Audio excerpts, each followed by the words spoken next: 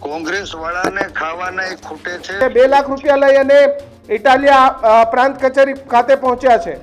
આપ અને એના બાપે જે પ્રચારનો પરપોટો ભર્યો તો વિસાવદર ભેસાણની જનતાએ એમાં પંચર પાડી દીધું।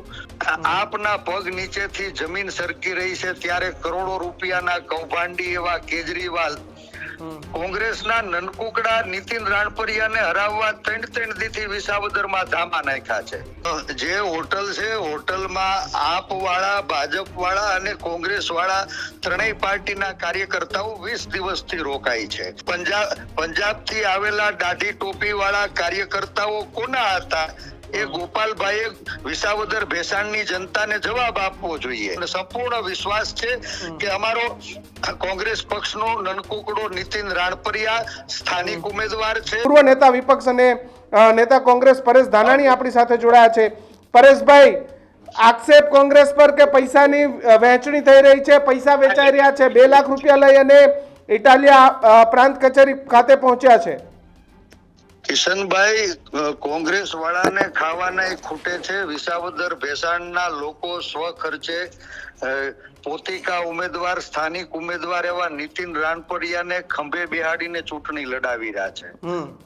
આપ અને એના બાપે જે પ્રચારનો પરપોટો ભર્યો તો વિસાવદર ભેસાણની જનતાએ એમાં પંચર પાડી દીધું। નીતિન રાણપરિયાને સ્થાનિક ઉમેદવાર તરીકે ભારે મોટું સમર્થન મળી રહ્યું છે।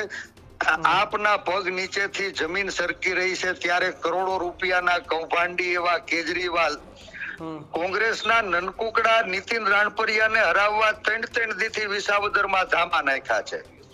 આજ હાર ભાળી ગયેલા આપના લોકો પોતાના માણસોને પ્લાન્ટ કરી અને લોકોને ગેરમાર્ગે દોરવાનો પ્રયાસ કરી રહ્યા છે। આપ પણ વિસાવદર આવ્યા હતા, જે હિચકે બેહીને તમે મારો ઇન્ટરવ્યુ લીધો તો એ જ ગ્રાઉન્ડમાં હોટલ સાયોના છે, જેની બાજુમાં આપની ઓફિસ પણ છે, કોંગ્રેસની ઓફિસ પણ છે, આ જ રોડ ઉપર ભાજપની ઓફિસ પણ છે। એમનું કહેવું છે કે અમારી પાસે બધા આધાર પુરાવા છે, કોંગ્રેસ અને ભાજપ સાથે મળીને અમારા માણસો તોડી રહી છે, પૈસા આપી રહી છે, 2 લાખ રૂપિયા પણ જાહેર કર્યા છે। એમના કાર્યકર્તા બહાર આવે છે ને 2 લાખ રૂપિયા લઈને આવે છે બહાર, ને લલિત વસોયા પણ ત્યાં દેખાઈ રહ્યા છે।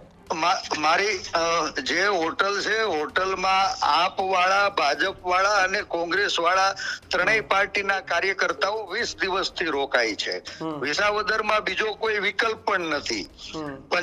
પંજાબથી આવેલા દાઢી ટોપી વાળા કાર્યકર્તાઓ કોના હતા એ ગોપાલભાઈએ વિસાવદર ભેસાણની જનતાને જવાબ આપવો જોઈએ। એ મને એવું લાગી રહ્યું છે કે આ કરોડો રૂપિયાના કૌભાંડી કેજરીવાલ 3 દીથી ધામા નાખ્યા હોવા છતાં હવે વિસાવદરના લોકો એને ઓળખી ગયા। હાર આપની નિશ્ચિત થઈ ગઈ છે।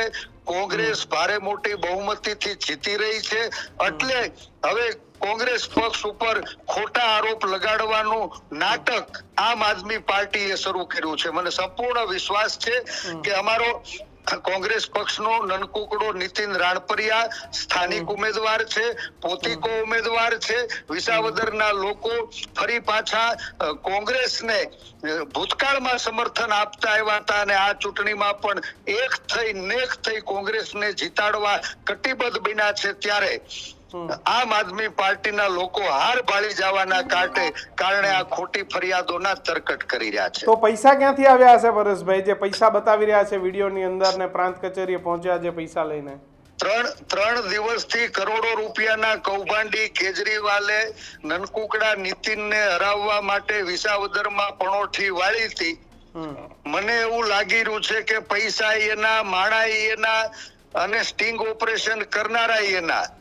આખે આખું નાટક કરી વિસાવદર ભેસાણની જનતાને ભોળવવાનો, છેતરવાનો, ભ્રમિત કરવાનું આમ આદમી પાર્ટી ષડયંત્ર રચ્યું છે। બિલકુલ, પરેશ ધાનાણી ખૂબ ખૂબ આભાર।